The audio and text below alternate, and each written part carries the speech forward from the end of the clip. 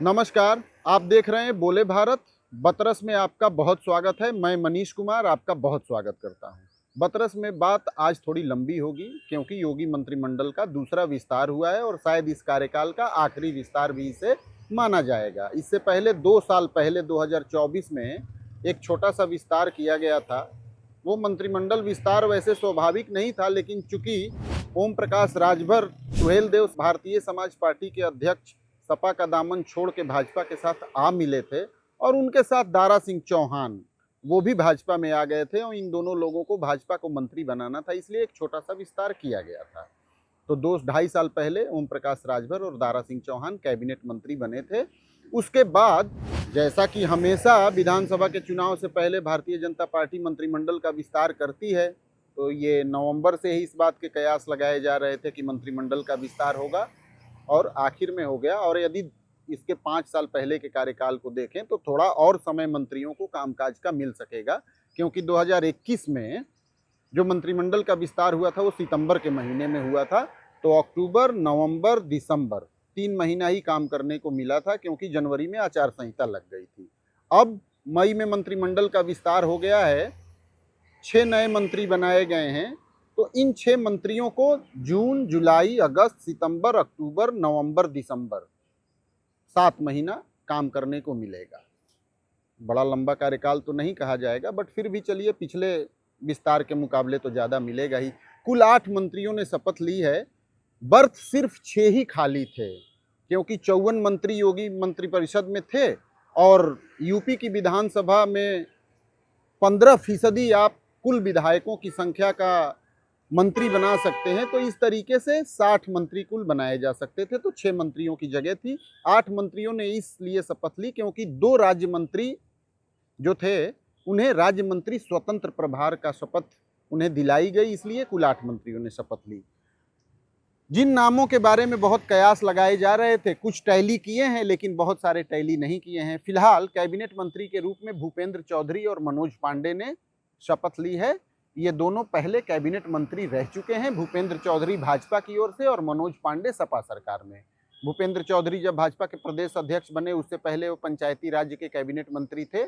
भाजपा का प्रदेश अध्यक्ष बनने के बाद उन्हें मंत्री पद छोड़ना पड़ा था और अब फिर से उनकी जगह पंकज चौधरी भाजपा के प्रदेश अध्यक्ष बन गए, तो अब भूपेंद्र चौधरी फिर से एक बार योगी मंत्रिमंडल में शामिल हो गए हैं। मनोज पांडे का किस्सा थोड़ा अलग है। लंबे समय से सपा के बड़े नेता रहे हैं, रायबरेली की ऊंचाहार सीट से विधायक हैं और अखिलेश सरकार में मंत्री तो थे ही।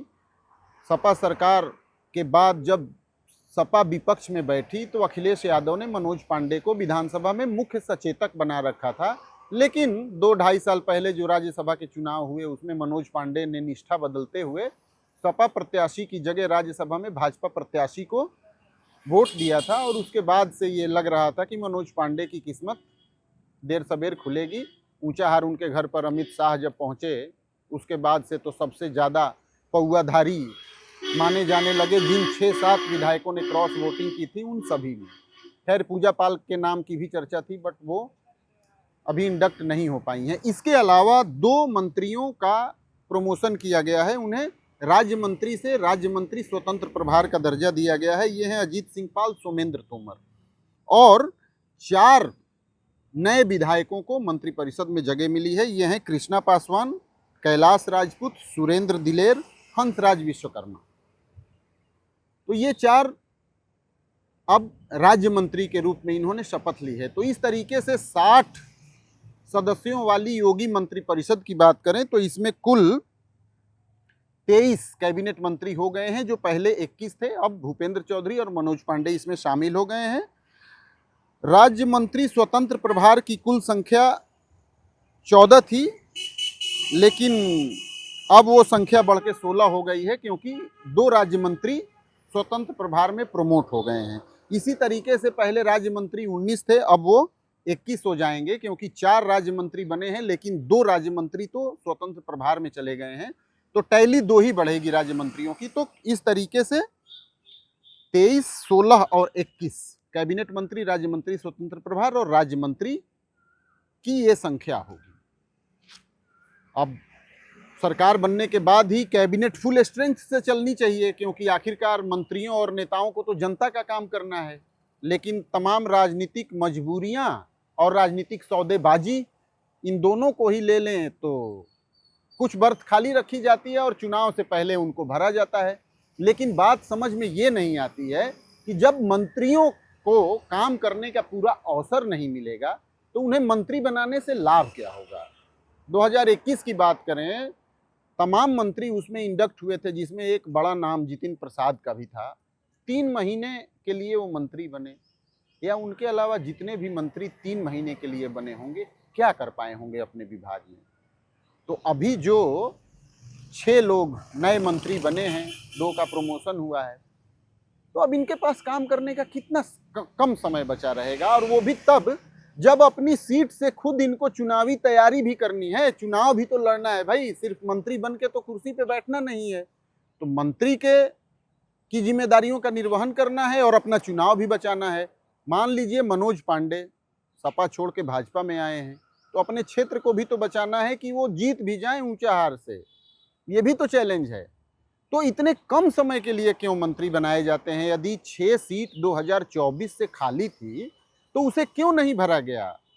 एक मंत्री के पास 10-10 विभाग, 8-8 विभाग हों, इससे क्या फर्क पड़ता है? कामकाज तो प्रभावित होता ही है।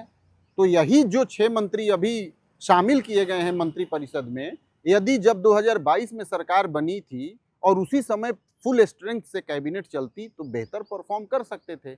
लेकिन अब कुछ राजनीतिक मजबूरियां हैं कि कोई आने वाला होगा तो उसका स्वागत किससे करेंगे, इसके तहत इन सीटों को खाली रखा जाता होगा। अब सबसे अहम बात होती है जातीय समीकरण। जैसे ही मंत्रिपरिषद का विस्तार होता है या मंत्री शपथ लेते हैं तो इस बात की चर्चा बखूबी और बहुत तेज़ी से चल पड़ती है कि इसमें जातीय समीकरण क्या रखा गया है या क्या रखा गया। अभी जो योगी कैबिनेट का दूसरा विस्तार किया गया है, इससे तो स्पष्ट तौर पर लग रहा है कि भारतीय जनता पार्टी ने दलितों की गोलबंदी से ज़्यादा अन्य पिछड़ा वर्ग या पिछड़ा वर्ग को गोलबंद करने की तैयारी कर रखी है, रणनीति बना रखी है। थोड़ा यूपी से बाहर के भी एग्जाम्पल लें तो ऐसा परिलक्षित होता है। मसलन बिहार में सम्राट चौधरी, एक पिछड़ी जाति के व्यक्ति जिनको मुख्यमंत्री बनाया गया। यूपी में भी जो 6 लोग शामिल किए गए हैं उसमें ज़्यादा नंबर ओबीसी कम्युनिटी का है। जो 8 लोग बनाए गए हैं उसमें कृष्णा पासवान, सुरेंद्र दिलेर 2 ही लोग हैं जो शेड्यूल कास्ट के हैं, और दोनों हालांकि काफ़ी चर्चित रहे हैं। कृष्णा पासवान तो लंबे समय से विधानसभा में पहुंच रही हैं, और सुरेंद्र दिलेर के पिताजी, उनके बाबा वाल्मीकि समाज से ये पूरा परिवार आता है और पहले भी विधायक रह चुके हैं। ये नामी परिवार है। अब यदि ओबीसी की बात की जाए तो अजीत सिंह पाल, जिनको स्वतंत्र प्रभार का राज्य मंत्री प्रमोट किया गया है, सोमेंद्र तोमर, दोनों ओबीसी कम्युनिटी के आते हैं। अजीत पाल समाज से आते हैं और सोमेंद्र तोमर गुर्जर समाज से आते हैं। इसके अलावा कैलाश राजपूत और हंसराज विश्वकर्मा, ये दोनों ओबीसी कम्युनिटी से आते हैं। तो राज्य मंत्रियों में तो ओबीसी और शेड्यूल कास्ट, इन दोनों का बराबर बराबर हिस्सा दिखता है। लेकिन यदि कैबिनेट मंत्रियों की, राज्य मंत्री स्वतंत्र प्रभार की और राज्य मंत्रियों की बात करें तो भाजपा जो एक हमेशा से कहती है सबका साथ सबका विकास, या कमोबेश ये मानती है कि जिसकी जितनी संख्या भारी उस हिसाब से उसे हिस्सेदारी मिलेगी। लेकिन यदि आप कैबिनेट मंत्री, राज्य मंत्री स्वतंत्र प्रभार और राज्य मंत्रियों का स्वरूप देखें तो ऐसा दिखाई नहीं देता है। जनरल कम्युनिटी और ओबीसी कम्युनिटी यही हावी दिखती है। अब आपको कैबिनेट मंत्रियों का एग्जाम्पल देते हैं। योगी मंत्रिपरिषद में पहले 21 कैबिनेट मंत्री थे, अब 2 बढ़ के 23 हो गए हैं। लेकिन शेड्यूल कास्ट का इसमें क्या स्टेक है? सिर्फ एक, कौन? बेबी रानी मौर्य। इसके अलावा कोई दलित कैबिनेट मंत्री नहीं है। ओबीसी कम्युनिटी का दबदबा जरूर दिखता है। सामान्य वर्ग के बाद केशव प्रसाद मौर्य, स्वतंत्र देव सिंह पटेल, संजय निषाद, ओम प्रकाश राजभर और आशीष पटेल, अनिल राजभर, ये सारे ओबीसी कम्युनिटी के हैं और इनका दबदबा दिखता है। इसी तरीके से यदि इंडिपेंडेंट चार्ज में आ जाएंगे तो यहाँ भी दलित कम्युनिटी से आपको सिर्फ दो राज्य मंत्री स्वतंत्र प्रभार के दिखाई देंगे। कौन कौन? गुलाब देवी, असीम अरुण। लेकिन यदि ओबीसी कम्युनिटी की बात करेंगे तो इसमें आपको ढेरों नंबर मिल जाएगा। शेड्यूल कास्ट के 2 हैं, ओबीसी कम्युनिटी के 6 हैं और जनरल के 8 हैं। राज्य मंत्री एक ऐसा सेक्शन है जहां शेड्यूल कास्ट को अच्छा स्टेक मिला है, उसको अच्छी जगह मिली है। राज्य मंत्री में उनके जो 19 के बजाय अब 21 हो गए हैं, उसमें शेड्यूल कास्ट के 7 लोग शामिल हैं। सबसे ज़्यादा संख्या राज्य मंत्रियों में दिखती है। तो ऐसे में ये तो सवाल उठता है कि भाई कैबिनेट मंत्री के कोटे में दलित कम्युनिटी का वो भागीदारी उसकी कहाँ है। यदि उसके नंबर की बात करें तो राज्य मंत्री स्वतंत्र प्रभार में भी उसके नंबर कम है, राज्य मंत्री में जरूर उसकी संख्या दिखती है। भारतीय जनता पार्टी को यूपी में जिस तरीके की पॉलिटिक्स करनी है उसके हिसाब से वो गोटियां सजा रही है, क्योंकि ओबीसी कम्युनिटी पूरे देश भर की यदि बात करें तो उत्तर प्रदेश में सबसे ज़्यादा नंबर है। उत्तर प्रदेश की कुल आबादी का लगभग 50% हिस्सा ओबीसी कम्युनिटी से आता है। और 2014 के बाद से भाजपा ने जो पॉलिटिक्स शुरू की है उसके बाद से उसने ओबीसी कम्युनिटी का महत्व समझा और उसको अपने साथ रखा। अब आप जरा एक एग्जाम्पल देखिए, 2014 के पहले यानी अमित शाह और नरेंद्र मोदी के रिजीम के पहले ऐसे समझें, उसके पहले कोएलिशन गवर्नमेंट कौन सी होती थी, चाहे स्टेट में चाहे सेंटर में बहुमत का नंबर कम होता था तो अन्य पार्टियों का नंबर जोड़ा जाता था जिससे कि बहुमत मिल सके। लेकिन मोदी और अमित शाह के रिजीम में भाजपा ने क्या किया, नंबर कम हो या न हो आप जातिगत पार्टियों को साथ रखने लगे कोएलिशन गवर्नमेंट के नाम पे। एनडीए जैसे यूपी में कोई जरूरत नहीं है भाजपा को कि वो किसी दल के साथ गठबंधन करे, उसके अपने नंबर इतने काफी हैं कि उसके पास बहुमत है। लेकिन उसने ओम प्रकाश राजभर, संजय निषाद, राष्ट्रीय लोकदल, अपना दल सोनेलाल, इन 4 पार्टियों को अपने साथ रख रखा है, मंत्री भी बना रखा है, उनकी बातें भी मानते हैं और अब टिकट डिस्ट्रीब्यूशन में भी उनका बहुत ख्याल रखा जाएगा। क्यों? वो इसीलिए क्योंकि ओबीसी कम्युनिटी को किसी भी हालत में बीजेपी अपने से दूर नहीं जाने देना चाहती है, क्योंकि उसे मालूम है कि इसी कम्युनिटी के दम पर उसकी सरकार लगातार बनती आ रही है और 2027 में भी बहुत मैजिक उसका दिखेगा। अखिलेश यादव क्या करते हैं? अखिलेश यादव भी तो इसी मोर्चे पर भाजपा को टक्कर दे रहे हैं। पीडीए फॉर्मूले में भी तो सबसे बड़े स्टेक होल्डर ओबीसी ही हैं और खासकर जिस ओबीसी पर भाजपा की नज़र है उसी पर अखिलेश यादव की भी नज़र है, यानी नॉन यादव ओबीसी।